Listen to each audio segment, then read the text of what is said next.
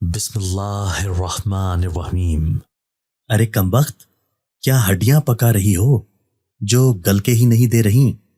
چچی کی گرجدار آواز سن کر میں جلدی جلدی ہاتھ چلانے لگی، کیونکہ میں جانتی تھی اگر ذرا سی بھی تاخیر ہو گئی تو چچی آسمان سر پر اٹھا لیں گی، اور بعض اوقات تو چچی جان ذرا سی تاخیر پر ہاتھ اٹھانے سے بھی دریغ نہیں کرتی تھی۔ میں نے جلدی جلدی ٹیبل پر کھانا لگا دیا تھا، مگر میں یہ بھی جانتی تھی کہ چچی ابھی کوئی نہ کوئی بات نکال کر مجھے سلواتیں اور کوسنے سنانا شروع کر دیں گی۔ میں چاہے جتنا بھی اچھا کھانا بنا لیتی مگر چچی اس میں کوئی نہ کوئی نقص نکال ہی لیتی تھی۔ حالانکہ اگر کوئی بھی میرے ہاتھ کا کھانا ایک دفعہ کھا لیتا تھا، تعریف کیے بنا نہیں رہ سکتا تھا، کیونکہ ہر کسی کا ماننا یہی تھا کہ میرے ہاتھ میں بہت ذائقہ ہے۔ مگر چچی وہ ہستی تھیں جو اچھے بھلے کھانے میں بھی 100 نقص نکال لیتی تھی، مگر میرے پاس چچی کی باتیں سننے کے علاوہ کوئی اور چارہ بھی تو نہیں تھا، کیونکہ میں مکمل طور پر ان کے رحم و کرم پر تھی۔ میرا نام نیلم ہے، میرا تعلق ایک مڈل کلاس گھرانے سے تھا۔ ہم 2 ہی بہنیں تھیں، مجھ سے چھوٹی بہن کا نام سارا تھا اور وہ مجھ سے 10 سال چھوٹی تھی۔ میرے والدین نے بہت لاڈ اور پیار سے ہم دونوں کو پالا تھا۔ اللہ تعالیٰ نے انہیں بیٹے کی نعمت سے نہیں نوازا تھا، لیکن امی ابو نے کبھی بھی اس بات کا دکھ نہیں کیا تھا۔ وہ ہمیشہ اللہ کا شکر ادا کرتے تھے کہ اللہ نے انہیں اولاد کی نعمت سے تو نوازا ہے نا۔ دنیا میں تو کچھ لوگ ایسے بھی ہیں جنہیں اللہ بیٹیاں بھی عطا نہیں کرتا۔ ہماری ہر خواہش وہ ہمارے منہ سے نکلنے سے پہلے ہی پوری کر دیتے تھے۔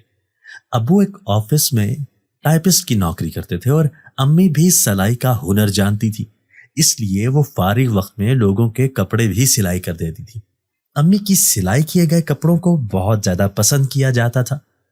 دونوں کی آمدن سے گھر کا گزر بسر اچھا چل رہا تھا۔ میں 10th کے پیپر دے کر فارغ ہوئی تھی تو امی نے مجھے کوکنگ کورس کروانے کا مشورہ دیا۔ میرے ہاتھ میں ویسے بھی بہت ذائقہ تھا۔ کوکنگ کورس کا فائدہ یہ ہوا کہ مجھے ہر طرح کا کھانا بنانا آ گیا۔ میں جب بھی کچھ نیا بناتی تو امی ابو میری بہت تعریف کرتے تھے۔ سارا پہلی کلاس کی طالب علم تھی، زندگی کی گاڑی اچھی چل رہی تھی۔ پھر پتہ نہیں ہماری خوشیوں کو کس کی نظر لگ گئی اور ہماری ہستی بستی دنیا اجڑ گئی۔ غم کا ایک ایسا ریل آیا جو ہماری خوشیوں کو نگل گیا۔ امی ابو مجھے اور سارا کو ساجدہ آنٹی کے حوالے کر کے گھر کی کچھ چیزیں لینے کے لیے بازار گئے تھے، مگر وہ واپس چل کر خود نہیں آئے تھے، بلکہ ان کی لاشیں کندھوں پر آئی تھیں۔ بازار سے واپسی پر ایک گاڑی انہیں بری طرح کچل کر چلی گئی تھی۔ میری تو دنیا ہی ویران ہو گئی تھی۔ صدمے سے میں پاگل ہو گئی تھی۔ مجھے 2-3 دن گزرنے کے بعد بھی یقین نہیں آ رہا تھا کہ میرے ماں باپ مجھے چھوڑ کر اس دنیا سے چلے گئے ہیں۔ مگر پھر روتی بلکتی سارا کو دیکھ کر مجھے خود کو حوصلہ دینا پڑا۔ وہ تو ابھی بہت چھوٹی تھی اور شاید وہ مرنے کا مطلب بھی نہیں جانتی تھی، بس سارا دن امی امی کر کے روتی رہتی تھی۔ سارا کی ایسی حالت دیکھ کر میرا دل خون کے آنسو روتا تھا۔ امی اپنے والدین کی اکلوتی اولاد تھی، جبکہ ابو کا ایک ہی بھائی تھا۔ امی ابو کی وفات کے بعد ہم دونوں اکیلی تو نہیں رہ سکتی تھی، اس لیے چچا جان ہم دونوں کو اپنے ساتھ ہی اپنے گھر لے گئے تھے۔ مگر چچی کو یہ بات کسی طور پر گوارا نہیں تھی۔ مجھے اور سارا کو دیکھتے ہی چچی جان نے بولنا شروع کر دیا تھا کہ ہم نے یہاں کوئی یتیم خانہ نہیں کھول رکھا، اپنے بچوں کے خرچے پورے نہیں ہوتے، اب ہم نے دوسروں کے بچوں کا بھی ٹھیکہ لے لیا ہے۔ چچا جان ہمیں وہاں سے تو پتہ نہیں کیسے ہمت کر کے لے آئے تھے، مگر چچی کے سامنے ان کی زبان سے ایک لفظ بھی نہیں نکل رہا تھا۔ وہ ایسے کھڑے تھے جیسے انہیں کوئی سانپ سونگھ گیا ہو۔ میں اس وقت یہ جان گئی تھی کہ چچا جان چچی کے سامنے کچھ نہیں بولتے، اور میں اپنی آنے والی زندگی کا تصور بھی کر سکتی تھی کہ اب مجھے یہاں پر بہت کڑا وقت گزارنا ہے۔ اپنی تو مجھے کوئی فکر نہیں تھی، میں تو جیسے تیسے گزارا کر ہی لیتی، مگر سارا بھی بہت چھوٹی تھی، وہ ان رویوں کو سہ نہیں پائے گی۔ چچی جان کا رویہ ہمارے ساتھ پہلے دن سے بہت برا تھا۔ چچی نے سارے گھر کی ذمہ داری مجھ پر ڈال دی تھی اور خود بری و ذمہ ہو گئی تھی۔ صبح کا ناشتہ بنانے سے لے کر رات کے کھانا بنانے تک کی ذمہ داری میری ہی تھی۔ میرا سارا دن کاموں میں ہی گزر جاتا تھا۔ سارا دن میرے پیچھے پھرتی رہتی تھی۔ جب زیادہ بھوک اسے تنگ کرتی تھی تو وہ رونا شروع کر دیتی تھی، لیکن چچی جان اپنے ہاتھ سے ہمیں کھانا دیتی تھی اور وہ اتنا کم ہوتا تھا کہ صرف ایک ہی انسان اس میں پیٹ بھر سکتا تھا۔ میں اپنے حصے کا کھانا بھی اکثر سارا ہی کو کھلا دیتی تھی تاکہ وہ تو پیٹ بھر کر کھا سکے۔ اگر کبھی سارا بھوک سے بلکنے لگتی تو مجھے اپنے آنسوؤں پر بند باندھنا مشکل ہو جاتا۔ ماں باپ کی زندگی میں ہم دونوں شہزادیوں کی طرح زندگی گزار رہی تھی اور اب ہم در در کی ٹھوکریں کھا رہی تھیں۔ چچی نے ہم دونوں کا اسکول بھی بند کروا دیا تھا۔ چچا تو ہمیں جیسے یہاں پر لا کر بھول ہی گئے تھے۔ وہ ہمارے ساتھ جو بھی کرتی رہی مگر انہوں نے کبھی اف تک نہ کہی تھی۔ چچا کے 2 ہی بیٹے تھے جو کہ کافی چھوٹے تھے۔ چچا کے بڑے بیٹے کا نام احمد اور چھوٹے کا نام ایان تھا، اور وہ دونوں مجھے بہنوں کی طرح عزت دیتے تھے کیونکہ وہ ابھی بہت چھوٹے تھے، اس لیے اپنی ماں کے سامنے بولنے کی ہمت ان میں بھی نہ تھی۔ لیکن کبھی کبھار اپنی ماں سے نظر بچا کر وہ مجھے اور سارا کو کچھ نہ کچھ کھانے کے لیے لا دیتے تھے۔ ساتھ کی ہمسائی خالہ نسرین ایک اچھی عورت تھی۔ وہ اکثر ہم دونوں کی خیر خیریت معلوم کرنے آ جاتی تھی اور ساتھ میں کچھ نہ کچھ دے کر بھی جاتی تھی، کیونکہ وہ بھی اچھی طرح سے جانتی تھی کہ ہم دونوں کے ساتھ چچی کا برتاؤ کچھ اچھا نہ تھا۔ خالہ نسرین لوگوں کے گھروں میں کام کرتی تھی، اس لیے وہ جب بھی آتی تو مجھ سے کہتی کہ تم بھی میرے ساتھ چلو، اس سے تمہارا اور سارا کا گزر بسر اچھا ہو جائے گا اور سارا کی پڑھائی کا سلسلہ بھی چل نکلے گا۔ مگر چچی اس بات کو ماننے کے لیے قطعی طور پر تیار نہیں تھی۔ وہ بھلا مفت کی نوکرانی کو کیسے ہاتھ سے جانے دیتی؟ دن ایسے ہی بے کیف سے گزر رہے تھے۔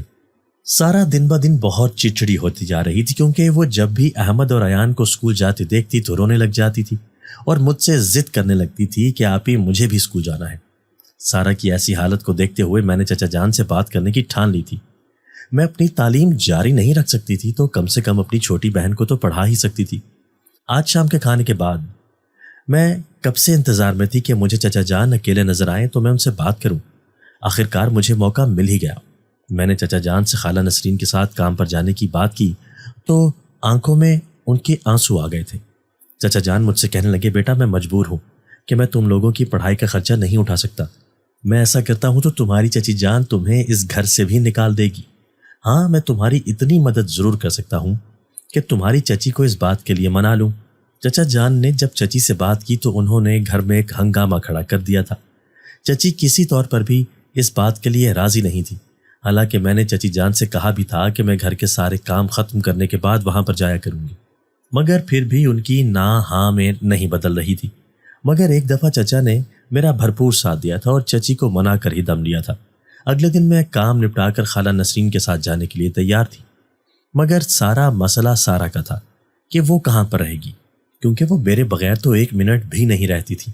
جب تک وہ اسکول نہ جانے لگ جاتی میں نے سوچ لیا تھا کہ میں اسے اپنے ساتھ ہی رکھوں گی۔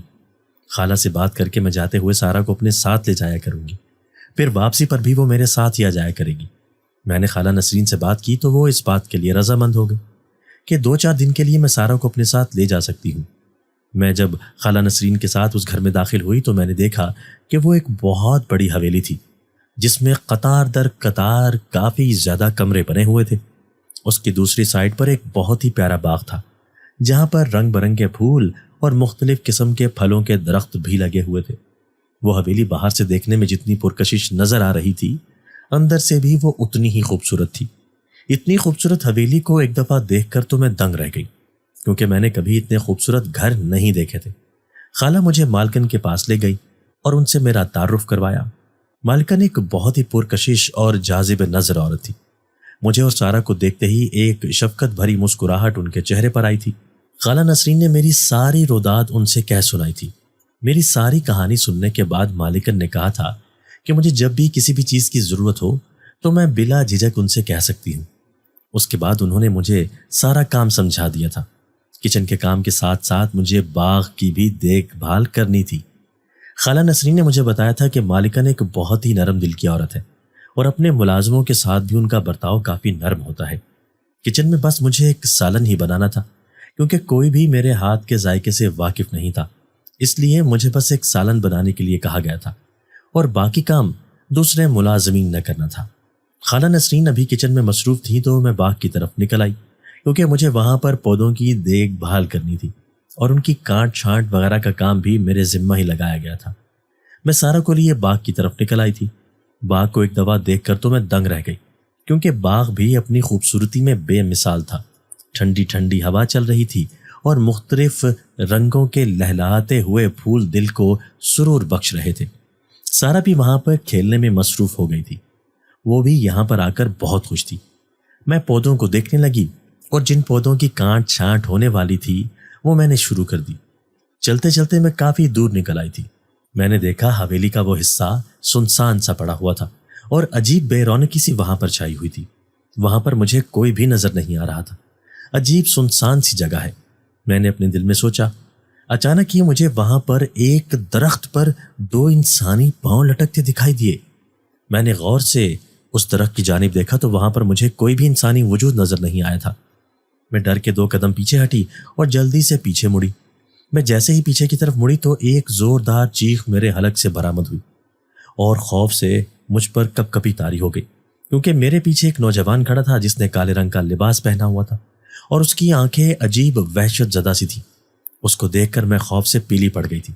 اس نوجوان نے مسکرا کر میری طرف دیکھا اور کہا، گھبرانے کی ضرورت نہیں ہے، میں تمہارا خیر خواہ ہوں۔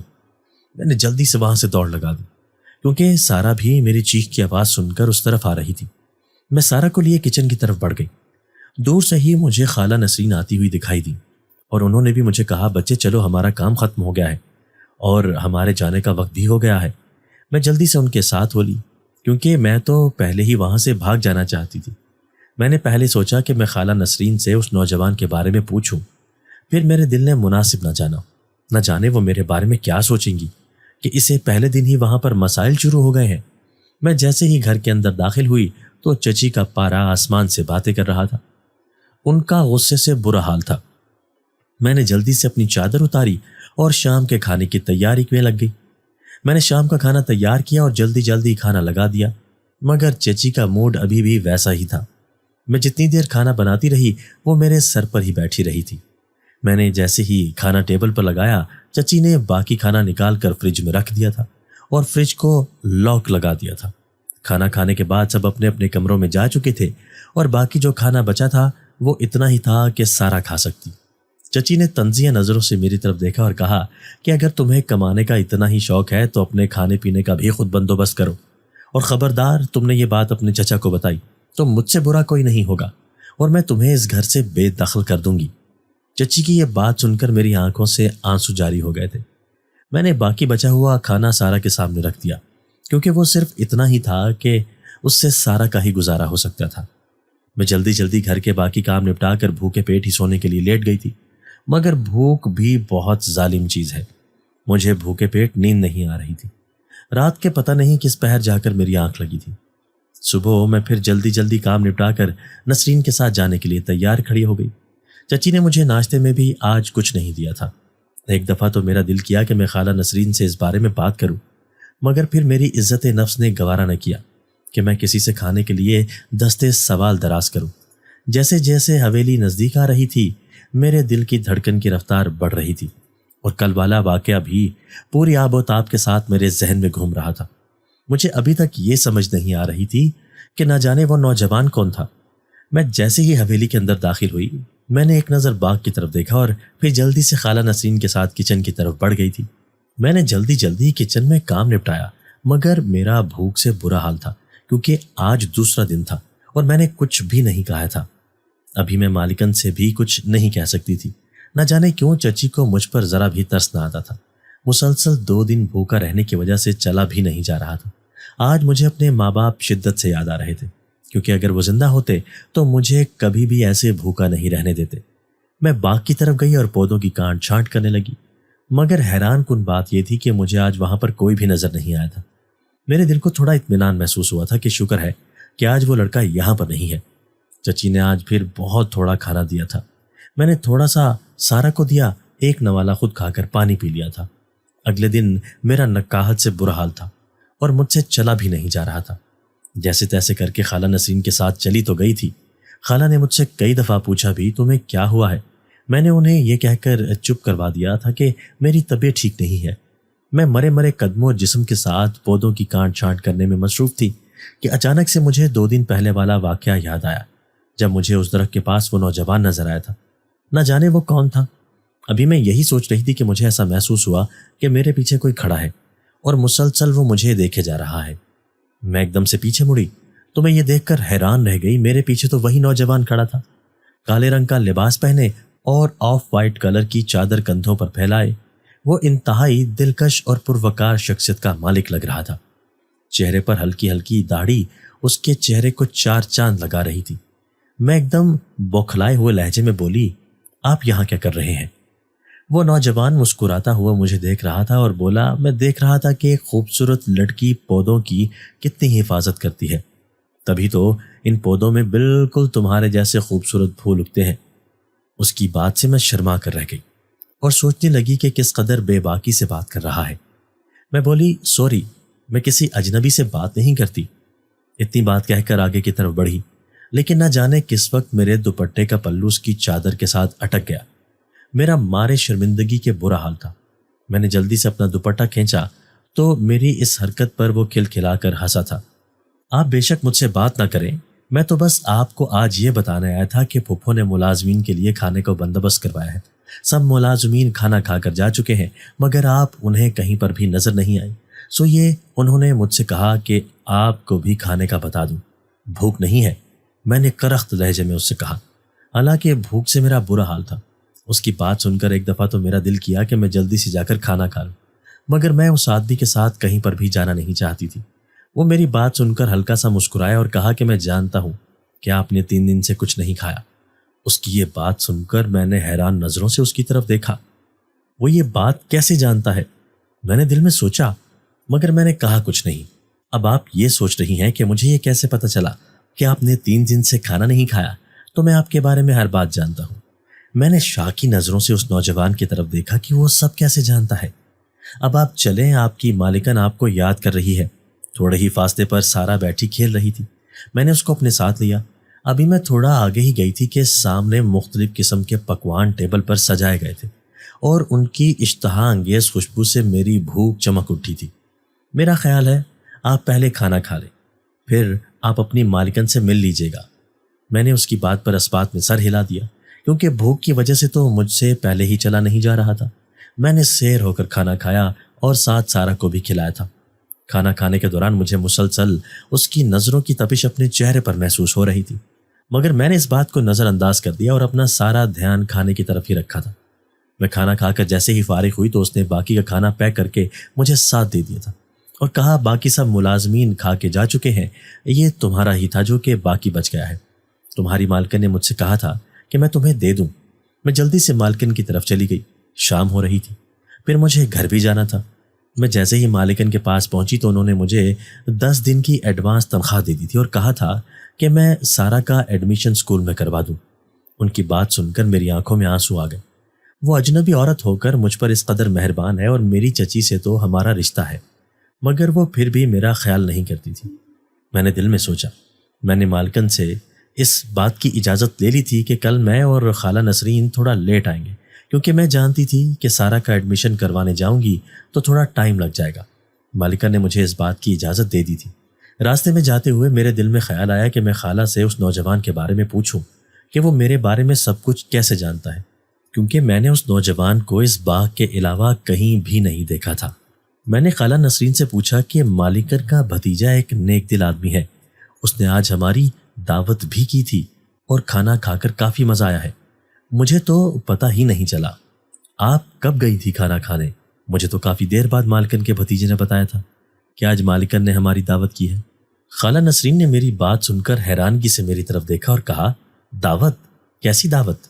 ہماری تو کوئی دعوت نہیں تھی۔ کون سے بھتیجے کی بات کر رہی ہو؟ میں نے تو مالکن کا آج تک کوئی بھتیجا نہیں دیکھا ہے، صرف مالک اور مالکن ہی اس گھر میں رہتے ہیں یا اس گھر کے ملازمین یہاں پر ہوتے ہیں، اور تو کوئی بھی نہیں ہے۔ مجھے لگتا ہے کہ تمہاری چچی کی ڈانٹ کا تمہارے دماغ پر کچھ زیادہ ہی اثر ہو گیا ہے، اس لیے تم ایسی بہکی بہکی باتیں کر رہی ہو، خالہ نسرین نے ہنستے ہوئے مجھ سے کہا۔ خالہ نسرین کی یہ بات سن کر میرا دماغ سن ہو کر رہ گیا تھا۔ ایسا کیسے ہو سکتا ہے کہ خالہ نسرین اس نوجوان کے بارے میں جانتی ہی نہیں ہے؟ جو کھانا اس نوجوان نے مجھے پیک کروا کر دیا تھا وہ میرے ہاتھ میں تھا، مگر اب میں خالہ نسرین سے مزید بحث نہیں کرنا چاہتی تھی۔ میں آج پھر جیسے ہی گھر کے اندر داخل ہوئی تھی، چچی جان کا موڈ پھر خراب تھا۔ میں نے چچی جان سے کہا کہ آج ہمیں کھانا بنانے کی ضرورت نہیں ہے، کیونکہ مالکن نے مجھے اتنا سارا کھانا دیا ہے کہ گھر کے سب افراد کھا سکتے ہیں۔ وہ یہ کھانا دیکھ کر بہت خوش ہوئی اور مجھ سے کہا چلو تمہارا کوئی فائدہ تو ہوا، تمہاری وجہ سے گھر کی کچھ بچت تو ہو گئی، جتنا تم لوگ کھاؤ گی چلو اتنا تو کما کر لے آؤ گی، مگر میری ایک بات کان کھول کر سن لو، گھر کے کسی کام میں کوئی کوتاہی برداشت نہیں کروں گی۔ چچی جان نے مجھ سے کہا تو میں نے ان کی بات پر اسبات میں سر ہلا دیا کہ چلو چچی جان میری کسی بات سے تو راضی ہوئی۔ اگلے دن میں سارا کا ایڈمیشن کروانے کے لیے اسکول گئی تھی۔ سارا کا ایڈمیشن ہو گیا تھا۔ میں یہ سب کر کے بہت خوش تھی۔ میرے آج خوشی سے پاؤں زمین پر نہیں لگ رہے تھے کہ آخر کار میں اپنی بہن کو اچھی تعلیم دلوانے میں کامیاب ہو رہی ہوں۔ خالہ نسرین کو آج کچھ کام تھا، وہ میرے ساتھ سارا کا ایڈمیشن کروانے کے لیے آئی تھی اور پھر گھر واپس چلی گئی تھی۔ اب مجھے اکیلے ہی آج حویلی میں جانا تھا۔ اکیلے جاتے ہوئے کچھ پریشان میں ہو رہی تھی، کیونکہ آج سے پہلے تو خالہ نسرین میرے ساتھ ہوتی تھی، مگر مرتی کیا نہ کرتی کہ مصداق کے تحت مجھے جانا تو تھا ہی نہ۔ میں جیسے ہی وہاں پر گئی تو آج کچن کی تقریباً سب ملازمین ہی چھٹی پر تھی اور وہاں پر مالکن کھڑی ہوئی تھی اور وہ اپنے لیے کچھ بنا رہی تھی۔ جب میں نے دیکھا تو وہ کچھ ملغوبہ سا بنا رہی تھی۔ میں نے دیکھا وہ خون میں لت پت ہڈیاں تھی۔ میرا اس کو دیکھ کر دل خراب ہونے لگا اور میں کیا کرنے لگی تھی تو مالکن نے مجھ سے کہا کہ وہ کوئی دوا تیار کر رہی تھی۔ مجھے مالکن کی اس بات کا یقین تو نہیں آیا، مگر میں چپ ہو گئی اور خاموشی سے اپنا کام کرنے لگی۔ پھر میں باغ کی طرف چلی آئی اور میرے ذہن میں خالہ نسرین کی بات سرے سے گھومنے لگی تھی کہ مالکن کا تو کوئی بھتیجا ہی نہیں ہے، تو پھر وہ آدمی کون تھا؟ اگر وہ مالکن کا بھتیجا نہیں ہے، میں نے آج دل میں پکا ارادہ کر لیا تھا کہ آج اگر وہ نوجوان مجھے ملا تو ضرور اس سے اس بارے میں بات کروں گی۔ میں جیسے ہی باغ کے اندر داخل ہوئی تو مجھے وہاں پر کوئی بھی نظر نہیں آیا تھا۔ میں خاموشی سے اپنا کام کرنے لگی۔